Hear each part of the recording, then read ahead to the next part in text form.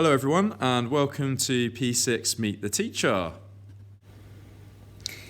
For our Meet the Teacher, we'll be discussing about our classroom routines, literacy, numeracy and health and wellbeing, what we're going to cover with those. Also, what we'll be looking at with our IDL topics this year. We'll also let you know about our weekly plans and home learning and how we're also going to be using the learning journals and teams. We've also got some news about P6 Camp. Hi, I'm Mr. Cook and I'll be teaching 6C this year. I'm Mr. Bennett and I'm going to be teaching P6C on a Wednesday and P6H on a Friday. I'm Mrs. Hanson. I'll be teaching P6H this year. As well as the 3 class teachers, we've also got Mrs. Colgara working with us, and Mrs. Nichol is working with us for support for learning, and then Mr. Fraser is teaching PE on Mondays. So here are a couple of photos of 6H and 6C classrooms. As you can see, we've already got displays up and running, celebrating children's hard work and effort. And we've got our tables and chairs spread out as far as possible to enable children to move around the classroom freely while trying to maintain social distancing from adults. Children have also been best positioned in the classroom to help support their learning needs. So a few helpful reminders of what children need to be bringing into school in P6. On Mondays, Mr. Fraser will be taking the children for PE. And on these days, your child just needs to come into school wearing the appropriate footwear and comfortable clothing, including things like joggers. As the weather's getting a bit colder now, it would be recommended that children bring in a waterproof or a warm coat each day. And if you can, please provide a reusable named water bottle, if possible too, to ensure that your child has enough to drink throughout the day and stays hydrated. Also ensure that they have a plastic pencil case with stationery, including a writing pencil, rubber, pen, colouring pencils, pens, or a glue stick where possible. So due to government guidance following COVID-19, each class is classified as a group. Children are allowed to share class equipment, including stationery, within their own group. However, we will not share any other resources with other classes outside of a 72-hour period to help reduce the risk of transmission. Regular hand sanitising and washing has been put in place when both entering and leaving the school building, and this also includes when the children go out to play and lunchtime breaks, and this again is to help support lowering the risk of transmission as well. When children have their snacks and their lunch, these are had within the classroom, and the tables are all sprayed, and the children are given opportunities to wash their hands before they eat. Our daily routine in class, we have tried to minimise changes as much as possible so that the children feel welcome and nurtured and that they are in a safe environment as they always have been. They are fully aware of the changes that we've had to make in class and in school, including hand washing, changes to any timetables and the cleaning protocols. So we are cleaning tables regularly before and after snack and also before and after lunch. Teachers, when they're working with the children in close proximity, are wearing face coverings, and the children have adapted very well to this new normal and seeing us with face masks on. So the priority focus for learning continues to be on maths, literacy and health and wellbeing. Launching learning during the early morning activities continue to be our soft start for our children, so they can enter into school in a calm, relaxed and engaged way, ready for the day. We also still use visual timetables, which are displayed and are regularly referred to in the classroom to help all children anticipate what learning will be taking place. We understand from some of the feedback that there's many of you feeling quite anxious about your child's development and their learning during the period of lockdown and having that feeling that your child might be falling behind. The first piece of advice I would say is to not worry. The most important thing just now is that your child is coming into school. We're looking after their health and well-being and making sure that they're rebuilding and establishing those relationships with other children. Following that, we have been looking at the learning gaps and we are continuously assessing the children's learning across all areas of the curriculum, and they are being addressed, secured and consolidated where necessary. I have to say children have been responding really, really well to the learning that they've been given and have been asking us for any support or guidance as and when they need it. Likewise, if they're requiring any form of challenge, then we're also providing opportunities for children to be stretched as well. So there's also been a few questions about what's to be expected in terms of learning at the end of P6. So what I'd suggest you do is refer to the Curriculum for Excellence documents on the Scottish Education website. There you will see the particular benchmarks and outcomes expected at second level, and the guide map of where children need to get to by the end of primary school. What I will say is we have been obviously planning to the Curriculum for Excellence, and if you want to keep in touch with what your child has learned throughout the week, you can access that via Teams, which we'll explain later in this presentation. So in P6, all of our learning is child-centred. So our task is to create an environment which fosters skill development in all areas of the curriculum and help children to become more independent, more motivated, curious and creative learners. And the way in which we do that through our teaching approach is through using higher order thinking skills and questioning. So what we mean by that is using more open questions as opposed to closed questions to really challenge children's thinking. In maths, for example, if children are doing any reasoning, we'd like them to prove it or tell us why or show us a different method. So it's not just a straight calculation answer. There's also Bloom's Taxonomy, which we'll speak about very shortly, and growth mindset as well. So we regularly reflect on the Bloom's Taxonomy model, which you can see here. So it's got very different stages, and also from this, it's just about developing children's ability to apply their knowledge and their skills in a number of different ways. So very much at the beginning, you might teach a child a skill, and we'd simply want them to remember that skill. And then further of that, they then try to maybe explain, infer, paraphrase, discuss that and showing their understanding. So whether that's in literacy or in maths, and then we'd expect them to maybe then apply that to a piece of writing or apply that through problem solving, exploration, and they might do that maybe using diagrams, making charts, drawing, solving, and calculating.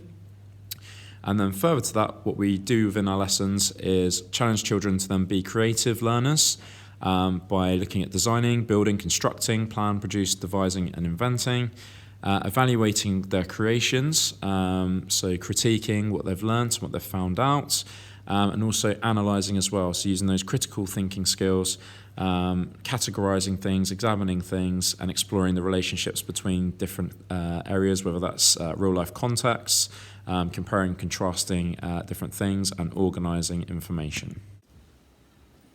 Here at Crammond, we encourage our growth mindset, and that really is something that will not only be important while the children are here with us at Crammond Primary, but throughout their whole lives. We encourage that instead of giving up and thinking, oh, it'll do, no, this is too hard, oh, I've made a mistake, I'm no good at this, that we try and develop and grow our brains, and we think, how can I make this better? What am I missing? Can I try and do this in a different way? What can I learn from my mistakes? That helps to train your brain. It makes you grow in very, very many different ways, and it allows you to think in a far wider and far more productive way than closing down whenever you think, I can't do this.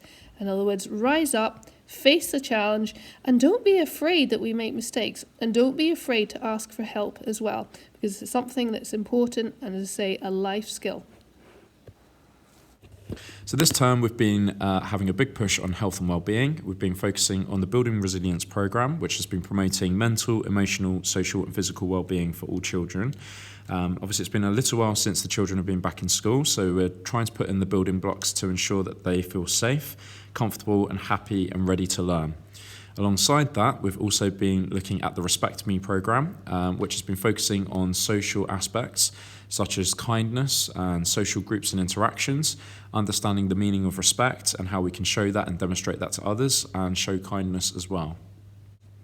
We've also been focusing on self-regulation.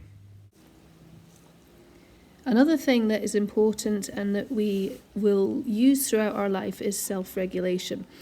We use it, as we say, in school, work and in our general life, and it does directly relate to how successful we are in our learning and our academic performance, as well as how we interact with other people and how we keep ourselves safe and people around us safe.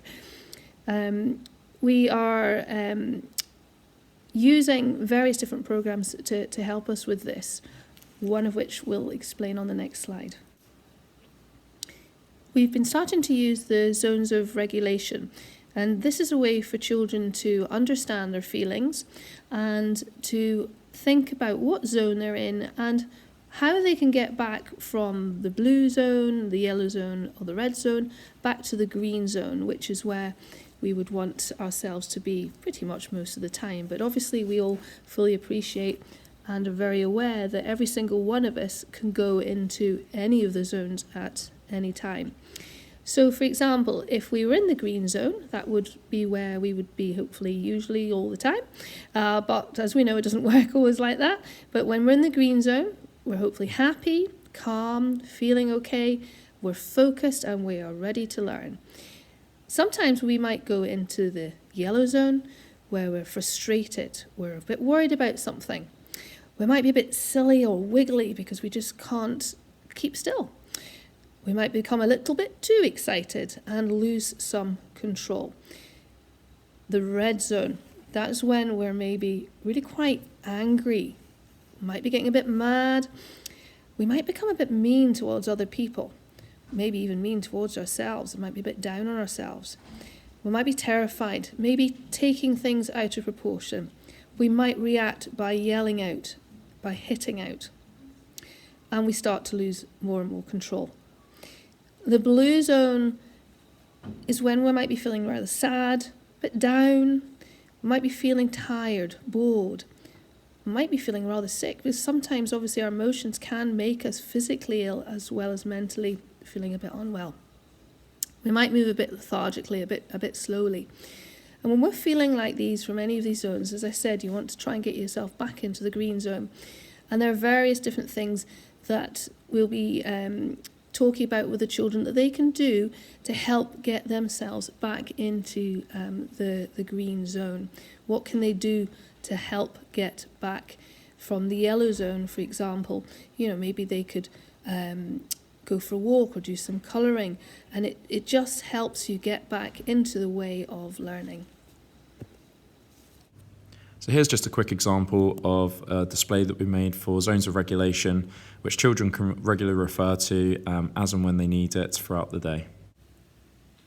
Our weekly literacy includes many different activities, including spelling and grammar. Every day we have Eric time, which is when everybody reads in class. We also look at developing our comprehension skills using various different resources, one of which is SRA, which the children really enjoy using. When we're writing, we give the children lots of different ways and opportunities to develop their understanding of the writing process, including drafting, editing, revisiting, and publishing. We spend quite a lot of time in the discussion aspect as well, giving the children an opportunity to tell not only us about their ideas, but also to discuss them with their friends, because it really helps them develop their own ideas.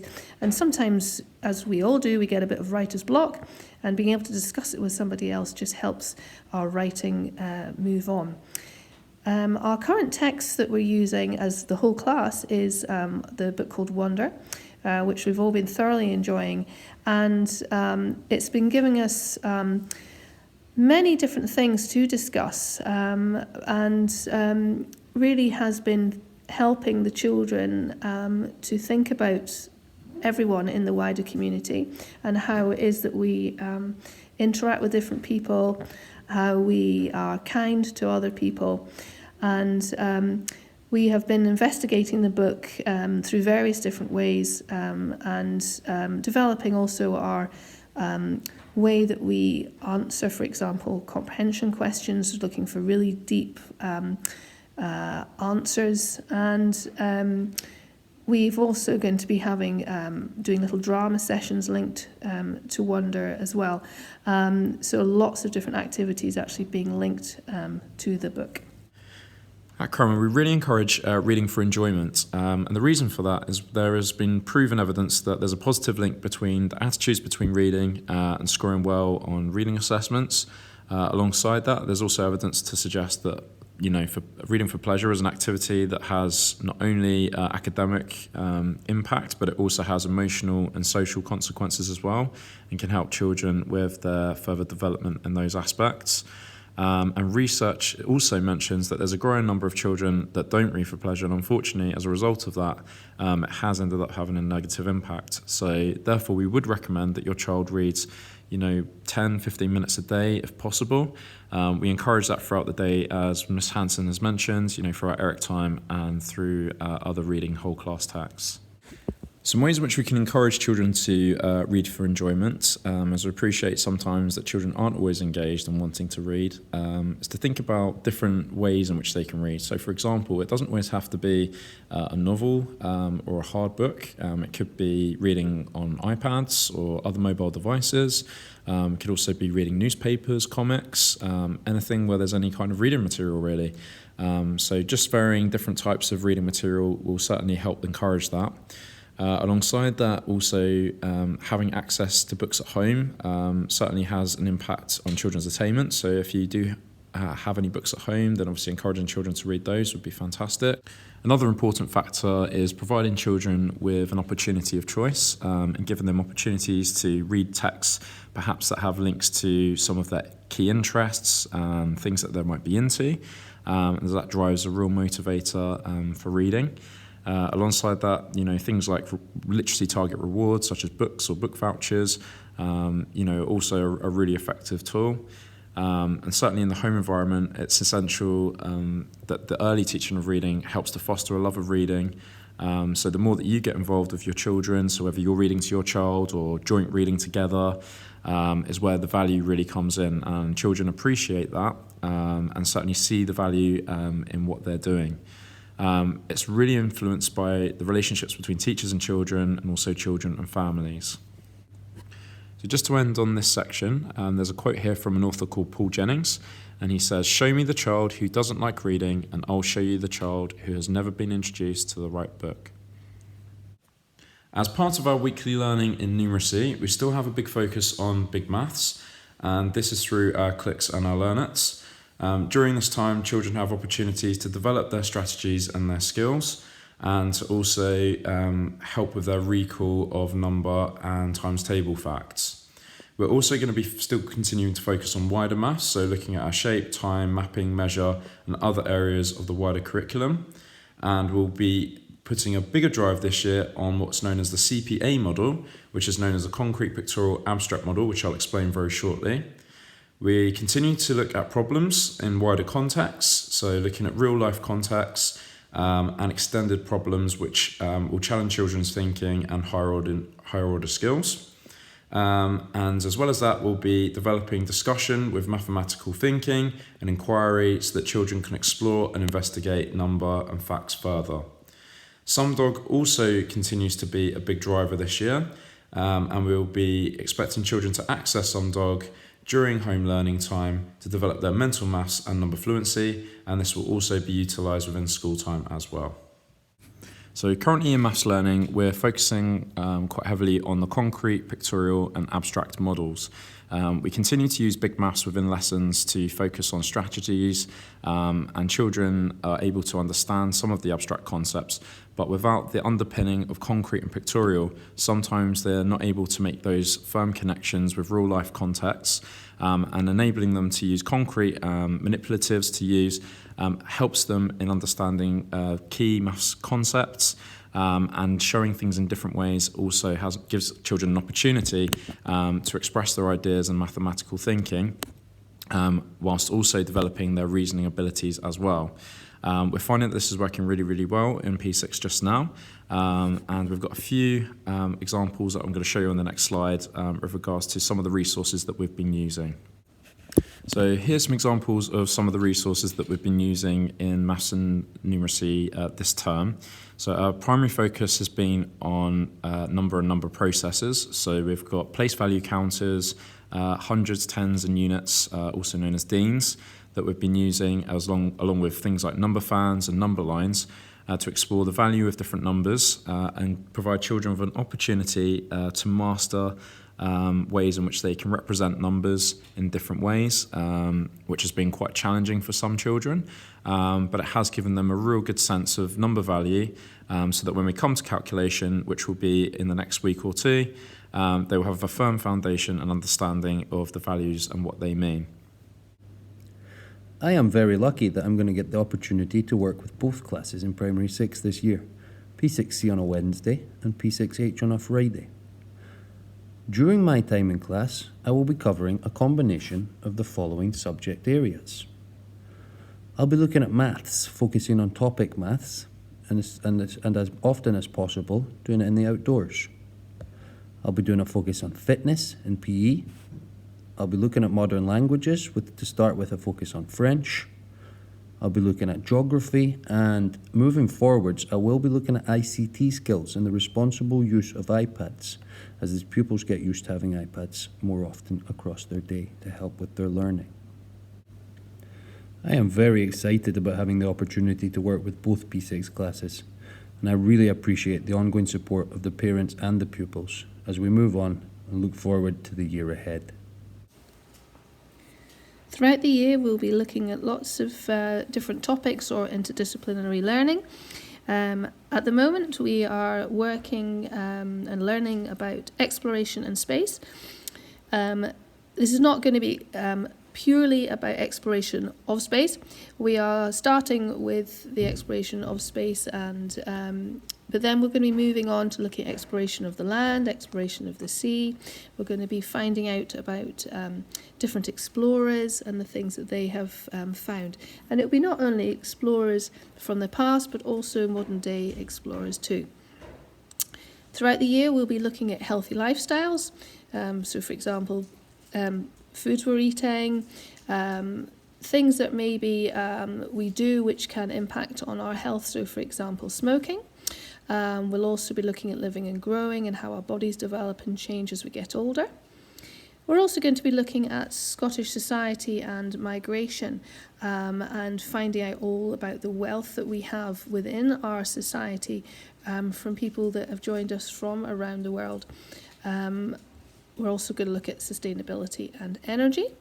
Obviously, thinking about how we can live a sustainable life and keep our planet as healthy as possible is very important. And we'll be looking into how we can use green energy and things like this, but we'll be looking at a whole variety of different types of energy and the pros and cons of all of those things. We're also going to have a topic where we look at the ancient Egyptians. Obviously, quite a lot of history in that, but there are other aspects as well that will be tied into that. So all of our weekly planning is currently being uploaded onto Microsoft Teams, and you'll find this on the P6 Learn Anywhere page. If you go to the left-hand side of this page, you'll find there's a list of channels, including General, Check-in Chats, and a few others there as well. What you need to do is click on the P6 Our Learning 2020-21 channel. Once you've clicked on the channel, then all you need to do is click on the Files tab at the very top, and then that should bring up a folder which says Weekly Learning Planners. If you go into the Weekly Learning Planners, you'll find that there's a series of our planners on there, all in a PDF format, so you should be able to access these on any given device. So here's an example of our weekly planner, and it's the same format as what we used during the lockdown period. As you can see, we have a focus on particular learning skills, and you'll notice that each curricular area is broken down into different skill sets. So for example, for literacy, there's talking and listening, focus on writing, and a focus on reading. And with those come the learning intentions of what we're trying to focus on for our teaching. Alongside that, you'll notice there's then a list of activities that we'll be covering with the children during the week to achieve those learning intentions. So here's a snapshot of some of the numeracy planning for the week, and you can see there that we've got a focus on place value, rounding, and some mental maths areas. And within that, in the activity section, you'll notice that we have mild, spicy, and hot challenges for the children to complete, and each child has control and ownership over the learning that they want to achieve. If they find something is a little bit too easy, then they might challenge themselves and go a little bit further for the hot challenges. And likewise, if they're finding things a little bit more challenging and they need a bit more consolidation, then obviously they can try for the milder challenges to begin with to see how they find those. And as teachers, we assess where the children are at and try to help support as best as possible to ensure that children push on and make good progress in their maths learning. So learning journals will continue to be used as a platform for us to share our learning observations and assessments in school, and any general updates related to P6. Photos of any home learning which can't be brought back into school, so for example a model or a piece of art, can be uploaded using the News from Home tab. We'll do our very best to have a look at these. There's no need for you to send any photos of any jotters unless it's absolutely necessary, but we'll absolutely try our best to have a look at these and respond where we can. So we appreciate that lots of children do extracurricular activities, so if there's any wider achievements that they have, again you can upload any photos of this to the News from Home tab, and we can then see that, and we'll also be able to celebrate that in class. So we know there's been a few questions regarding P6 home learning. So just to clarify, that home learning will be sent out weekly, so every Friday as of Friday the 25th of September. The home learning will be uploaded onto learning journals, and it should be in a PDF format. We will encourage you to continue reading with your children at home and making sure they're reading for enjoyment. So I'd recommend continuing to do that, 10-15 minutes an evening. Some dog, we would recommend between 40 and 60 minutes per week, which is sufficient. And alongside that, there will be competitions which children can engage with as well. And all home learning will be linked to class activities and will be due in on a Wednesday. So this may be skills-based, it may be some maths calculations or spellings we might need to reflect on, but that will all be linked back into our learning for the following week. As part of a Cranbourne tradition, P6 will be attending their camp this year at Fordale Firs for a one-night overnight stay during the summer term. And further details of this will be provided closer to the time. We do have to factor in, though, due to the ongoing changes within government guidance, that this will be under constant review, and we'll obviously notify you if there are any changes to this or if any cancellations do occur. For the time being, we will remain upbeat and positive about this trip, and we hope that it does go ahead, as it will be a fantastic opportunity for all children involved. Many thanks for watching and listening. Please do get in touch if you have any further questions or anything that we can help you with. We're really looking forward to P6 with your children, and we hope it's going to be a fantastic year, and we're sure it's going to be. Thank you once again for all your help and your support. We very much appreciate it, and that's from all of us here in Primary 6.